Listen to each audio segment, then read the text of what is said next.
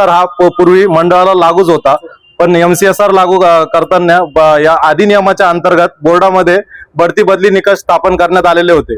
त्या बढती बदली निकषा अंतर्गत कर्मचाऱ्यांच्या बदल्या ज्या ठराविक कालावधीनुसार होत होत्या त्या आता MCSR कायदा लागू केल्यामुळे कर्मचाऱ्यांची गैरसोय होऊन कर्मचाऱ्यांचा त्यात ताण वाढणार आहे।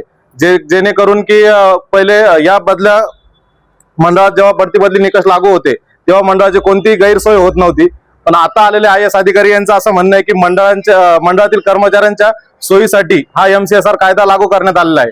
परंतु यापूर्वी अशी कोणतीच गैरसोय मंडळात झालेली नव्हती की जे की बढती बदली निकष असताना होती, आणि बढती बदली निकष रद्द करून MCSR लागू करताना शासनामध्ये जे बदल्या करताना आर्थिक व्यवहार होतात ते आर्थिक व्यवहार आता मंडळातही होऊ शकतात।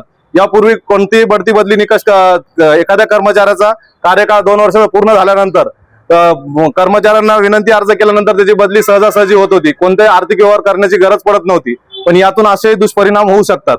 त्यामुळे MCSR कायद्या अंतर्गत ज्या बढती बदली निकष रद्द केले तेच बढती बदली निकष कायम ठेवावे ही आमची विनंती आहे प्रशासनाला। आता या संदर्भात शिक्षण मंत्री मान्य दादा भुसे यांनाही भेटला आहे, यांनाही पत्रव्यवहार दिलेला आहे, त्यावर अद्यापपर्यंत उत्तर प्राप्त झालेलं नाहीये।